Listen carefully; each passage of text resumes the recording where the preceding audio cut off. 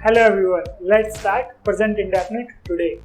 जैसे कोई सेंटेंस होते हैं, मैं जाता हूँ, वो जाता है, हम यहाँ जाते हैं, हम वहाँ जाते हैं, हम ये करते हैं, हम वो करते हैं, जहाँ पर लास्ट में ता है, टी है, ते आते हैं, प्रेजेंट इंडेफिनिट होता है। इन्हें बनाना भी बहुत इजी होता है। वो जाते हैं, दे गो। लेकिन अगर सेंटेंस हो, तुम अपने दोस्त मोहन के साथ शिमला में नए साल की पार्टी करने हर साल क्यों नहीं जाते हो?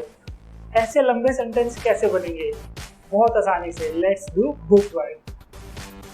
तो प्रेजेंट इंडेफिनिट टेंस पहचान। हिंदी के वाक्य के अंत में ता है, ती है, ते है आता है। रूल क्या होता है? रूल होता है सब्जेक्ट वर्ब की first form plus S, E S या आई ई एस। कब? Only in the case of singular plus object. अगर सब्जेक्ट प्लूरल है तो फिर S, E S, I S का यूज करना ही नहीं है। प्लूरल कौन होते हैं? जैसे they, we, these, those, my friends etcetera. But in case of singular S, E S या आई ई एस का यूज करना ही है। और सिंगुलर का केस सॉल्व करते हैं हमारे यहाँ के X Y Z S H O साहब। ये X Y Z S H O एक ट्रिक है जो इजी बनाता है कि कहाँ पर एस लगेगा, कहाँ पर ई एस लगेगा, कहाँ पर आई ई एस लगेगा। सिंगुलर के केस में सिंगुलर क्या होते हैं? जैसे ही, शी, इट या फिर एनी नेम। यहाँ जो एस, ई एस, आई ई एस है, यही है जो प्रेजेंट इंडेफिनिट को मुश्किल बना देता है। अगर ये क्लियर हो जाए तो प्रेजेंट इंडेफिनिट बहुत इजी हो जाता है। तो चलो बना देते हैं इसे बहुत इजी। तो प्रेजेंट इंडेफिनिट को इजी बनाने के लिए हम एक ट्रिक यूज करते हैं जो इसका नाम है X Y Z S H O. यानी कि सिंगुलर के केस में X Y Z S H O deal करता है। राइट? कैसे डील करता है? ऐसे डील करता है कि एस तो हर जगह लगेगा सिंगुलर के केस में, लेकिन ई एस या आई एस कहाँ लगेगा ये मैटर करता है। कैसे आइडेंटिफाई करें? तो वर्ब के एंड में अगर एस आ रहा हो तो ई एस लगेगा, एच आ रहा हो तो ई एस लगेगा, ओ आ रहा हो तो ई एस लगेगा, एक्स आ रहा हो तो ई एस लगेगा, जेड आ रहा हो तो ई एस लगेगा। अब ये वाई कहाँ गया? वाई का एक रूल है। क्या रूल है? कॉन्सोनेंट प्लस वाई हो अगर तो वाई कन्वर्ट हो जाता है आई ई एस में। फॉर एग्जाम्पल क्राई बन जाता है क्राइज, फ्लाई बन जाता है फ्लाइज, ट्राई बन जाता है ट्राइज, मैरी बन जाता है मैरीज। बट अगर वॉवल प्लस वाई हो तो सिर्फ एस लगेगा। कैसे? फॉर एग्जाम्पल प्ले बन जाता है प्लेस, से बन जाता है सेज एक्सेट्रा। आई होप कि कहाँ पर S, E S, I S लगाना है क्लियर हो गया होगा। एक शॉर्ट टर्म में बताऊं तो प्लूरल के केस में लगाना ही नहीं है, सिंगुलर के केस में हर जगह लगाना है। Only in case of S H O X Y Z के केस में ई एस या आई एस लगेगा, जहाँ पे वाई का आपको बता दिया है। चलो आगे बढ़ते हैं। अब बेसिकली जो सेंटेंस होते हैं वो या तो क्वेश्चन होते हैं या आंसर होते हैं या फिर नेगेटिव होते हैं, यानी कि ना में आंसर होता है। राइट? बस इतना ही तो होता है। अब जो आंसर होते हैं यानी कि जो हाँ में जवाब होते हैं, जैसे कि फॉर एग्जाम्पल मैं स्कूल जाता हूँ, वहाँ पर हम अप्लाई करते हैं रूल नंबर 1 नेगेटिव, यानी कि ऐसे सेंटेंस जहाँ पर मना करते हैं। जैसे मैं स्कूल नहीं जाता हूँ, दैट इज रूल नंबर 2। अब ऐसा क्वेश्चन जिसका आंसर यस या नो में दिया जा सके, फॉर एग्जाम्पल क्या आप स्कूल जाते हो, दैट इज रूल नंबर 3। अब ऐसा क्वेश्चन जहाँ पर आप पूछते भी हो और मना भी करते हो, बट जिसका आंसर भी हाँ या ना में दिया जा सकता है। जैसे क्या आप स्कूल नहीं जाते हो, दैट इज रूल नंबर 4। यानी अगर कोई क्वेश्चन पूछे क्या आप स्कूल नहीं जाते हो, तो आप बोल सकते हो ना हाँ या नहीं, मैं जाता हूँ या मैं नहीं जाता। एक्सप्लेनेशन की जरूरत तो नहीं पड़ी ना, दैट इज रूल नंबर 4। अब ऐसा क्वेश्चन जिसके आंसर में एक्सप्लेनेशन देनी पड़ती है, फॉर एग्जाम्पल आप किसके साथ स्कूल जाते हो, आप कहाँ स्कूल जाते हो etcetera, that is rule number 5। यहाँ पर अगर कोई पूछे आप किसके साथ स्कूल जाते हो, यहाँ पर एक्सप्लेनेशन देनी पड़ेगी। हाँ या ना से काम नहीं चलेगा। सपोज कोई क्वेश्चन पूछे आपसे कि आप किसके साथ स्कूल जाते हो, तो क्या आप ऐसे बोल सकते हो हाँ या ना? नहीं बोल सकते। तो अगर आप कोई क्वेश्चन पूछे कि आप किसके साथ स्कूल जाते हो, तो आपको एक्सप्लेनेशन के साथ आंसर देना पड़ेगा। अब that is rule number 5। Right?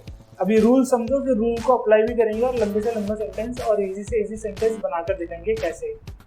अब अगर ऐसा क्वेश्चन हो जहाँ पर क्वेश्चन भी पूछते हैं और मना भी करते हैं और आंसर भी एक्सप्लेनेशन मांगता है, जैसे आप किसके साथ स्कूल नहीं जाते हो, अब यहाँ पर आप पूछ भी रहे हो, मना भी कर रहे हो और आंसर में एक्सप्लेनेशन देना भी पड़ेगा। That is rule number 6। Now let me give you 3 examples to clear these rules. जैसे राम अपने दोस्त मोहन के साथ खेलने के लिए कहाँ जाता है? कौन सा रूल है ये रूल नंबर 5 है। कैसे? क्वेश्चन पूछ रहा है और एक्सप्लेनेशन की जरूरत होगी आंसर में, दैट इज रूल नंबर 5। जैसे नेक्स्ट क्वेश्चन पूछते हैं, यानी आपको अभी रूल पहचानना है कि कैसे और कौन सा रूल है। जैसे कि क्या तुम रोहन के घर स्कूल से आने के बाद जाते हो? कौन सा रूल है? रूल नंबर 3 है, क्योंकि यहाँ पर आप जो क्वेश्चन पूछ रहे हो उसका जवाब हाँ या ना में दिया जा सकता है। कैसे? क्या तुम रोहन के घर स्कूल से आने के बाद जाते हो? तो हाँ या नहीं, आंसर मिल गया, दैट इज रूल नंबर 3। अब क्या आपका भाई आपके साथ नहीं पढ़ता है? कौन सा रूल है? रूल नंबर 4, यानी क्वेश्चन भी पूछ रहे हो और मना भी कर रहे हो, दैट इज रूल नंबर 4। अब जैसे आप सब मेरे साथ सुबह सुबह खेलने के लिए पार्क में नहीं आते हो, कौन सा रूल है? रूल नंबर 2, यानी नेगेटिव सेंटेंस है, यहाँ पर आप सिर्फ मना कर रहे हो, पूछ नहीं रहे हो, दैट इज रूल नंबर 2। अब जैसे वह अपना काम अपने सभी दोस्तों से पहले खत्म कर लेता है, कौन सा रूल है? सिंपल सेंटेंस है, अफर्मेटिव का सेंटेंस है, यानी रूल नंबर 1 है, यानी सिर्फ बता रहा है, पॉजिटिव सेंटेंस है, राइट, क्वेश्चन नहीं पूछ रहा है। अब जैसे तुम अपने दोस्त मोहन के साथ शिमला में नए साल की पार्टी करने हर साल क्यों नहीं जाते हो? कौन सा रूल है? यानी क्वेश्चन भी पूछ रहा है, मना भी कर रहा है और आंसर में एक्सप्लेनेशन की जरूरत भी है, तो ये रूल नंबर 6 है। तो रूल अगर आप समझ पा रहे हो कि रूल है कौन सा, तो आप सेंटेंस बना भी सकते हो बहुत इजीली। कैसे? जैसे एक सेंटेंस था, राम अपने दोस्त मोहन के साथ खेलने के लिए कहाँ जाता है? तो कौन सा रूल बताया था? रूल नंबर 5 बताया था। रूल नंबर 5 क्या कहता है कि WH फैमिली, यहाँ पर देखो WH फैमिली पहली चीज, तो कहाँ के लिए क्या यूज होता है? वेयर। अब राम सिंगुलर है या प्लूरल? राम सिंगुलर है तो डज आएगा, सो वेयर डज। अब सब्जेक्ट कौन है? सब्जेक्ट अगर पहचानना हो तो खुद से ही क्वेश्चन पूछो, कौन? तो कौन? Ram, so where does Ram.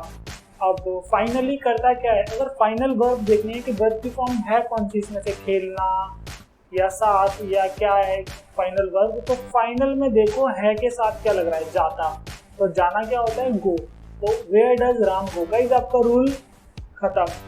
बाकी चीज अदर थिंग्स है, कैसे भी ऐड कर दो, जैसे where does Ram go to play with his friend Mohan, आप इसे ऐसे भी बना सकते हो, where does Ram go to play with his friend, ये तो बना दिया है ना, where does Ram go with his friend Mohan to play, right. तो यानी रूल अगर आपने अप्लाई कर दिया फिर आप कैसे भी सेंटेंस को बना सकते हो। जैसे नेक्स्ट एग्जांपल लेते हैं, क्या तुम रोहन के घर स्कूल से आने के बाद जाते हो? तो कौन सा रूल है? रूल नंबर 3, यानी क्वेश्चन पूछ रहा है जिसका जवाब हाँ या ना में दिया जा सकता है, तो रूल नंबर 3 है, जैसे ऊपर बताया था, तो रूल नंबर 3 अप्लाई करो। तो तुम के लिए क्या यूज होता है? तुम प्लूरल में काउंट होता है, तो डू यूज करेंगे, डू। अब कौन? तुम, डू यू, फाइनल में होता क्या है? जाना, यानी डू यू गो, रूल खत्म। अब बाकी का बना दो, do you go to Rohan's house after coming from school, आप इसे ऐसे भी बना सकते हो कि do you go after coming from school to Rohan's house. समझ में आ रहा है? यानी रूल अप्लाई करने के बाद अदर थिंग्स को कैसे भी आप ऐड कर सकते हो। जैसे नेक्स्ट एग्जांपल, क्या आपका भाई आपके साथ नहीं पढ़ता है? तो कौन सा रूल है? रूल नंबर 4, पूछ भी रहे हैं और मना भी कर रहे हैं। रूल नंबर 4 अप्लाई करो। यहाँ पर रूल नंबर 4 अप्लाई करोगे तो सबसे पहले क्या आता है? डू या डज। तो आपका भाई सिंगुलर है या प्लूरल? एक बंदा है, तो यूज हियर डज, तो डज कौन? आपका भाई, यानी your brother, so does your brother not, final में करता क्या है? पढ़ता है, does your brother not study, रह क्या गया? अदर थिंग, अदर थिंग में क्या रह गया? With you, so does your brother not study with you. I hope आप रिलेट कर पा रहे हो कि कैसे रूल को अप्लाई करना है। जैसे एक और एग्जांपल देखते हैं, एक एग्जांपल बताया था ना आपको, क्या था वो, कि आप सब मेरे साथ सुबह सुबह खेलने के लिए पार्क में नहीं आते हो। कौन सा रूल है? नेगेटिव है, यानी रूल नंबर 2 है।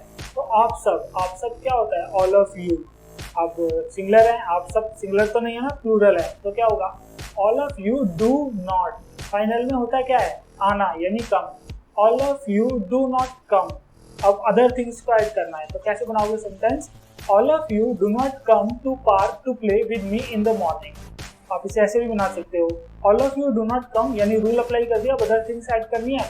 All of you do not come to play with me in the morning to the park, आप इसे ऐसे भी बना सकते हो। All of you do not come with me to play to the park in the morning, आप इसे ऐसे भी बना सकते हो। All of you do not come in the morning with me to play to the park etcetera, आप इसे कैसे भी बना सकते हो। बस आपको वर्ब तक याद रखना है कि कैसे अप्लाई करना है रूल, अदर थिंग्स को आप कैसे भी आगे पीछे कर सकते हो, कैसे भी यूज कर सकते हो। जैसे नेक्स्ट एग्जांपल लिखते हैं कि वह अपना काम अपने सभी दोस्तों से पहले खत्म कर लेता है। ही यानी वह कौन है, ही। खत्म करना क्या होता है, फिनिश। तो ही के साथ क्या लगेगा, अभी एसएचएस आपने बताया था कि सिंगुलर के साथ एस ई एस या आई एस लगता है, लेकिन फिनिश में क्या यूज हो रहा है, एच हो रहा है, तो एच के बाद क्या लगता है, ई एस। सो ही फिनिशेस, राइट, ही फिनिशेस क्या, his work before all of his friends. बना लिया आपने। लाइक अब नेक्स्ट एग्जांपल देखते हैं, और जो फाइनल एग्जांपल है वो क्या था कि तुम अपने दोस्त मोहन के साथ शिमला में नए साल की पार्टी करने हर साल क्यों नहीं जाते हो। कौन सा रूल था ये, रूल नंबर 6 अप्लाई करें। तो रूल नंबर 6 क्या कहता है कि सबसे पहले WH फैमिली की जगह क्या यूज हो रहा है, क्यों के लिए क्या यूज करेंगे हम, वाई। सो वाई, अब तुम के लिए क्या बताया था, तुम के लिए बताया था डू। सो वाई डू, कौन, तुम। So why do you not, finally होता क्या है, जाना। तो why do you not go, rule खत्म। बाकी आप अदर थिंग्स ऐड करते रहोगे। कैसे, why do you not go with your friend Mohan to Shimla every year for new year party. आप इसे ऐसे भी बना सकते हो कि why do you not go to Shimla every year for New Year party with your friend Mohan। आप इसे ऐसे भी बना सकते हो, why do you not go to Shimla every year with your friend Mohan for New Year party। आप इसे ऐसे भी बना सकते हो, why do you not go to Shimla with your friend Mohan every year for New Year party etc। तो rule apply करते जाओगे, सेंटेंस अपने आप बनता जाएगा। आई होप ये रूल्स आपकी बहुत मदद करेंगे। तो अगर आज की क्लास अच्छी लगी तो लाइक शेयर सब्सक्राइब करेंगे और अपने फ्रेंड्स को शेयर ज़रूर करेंगे। Thank you for watching.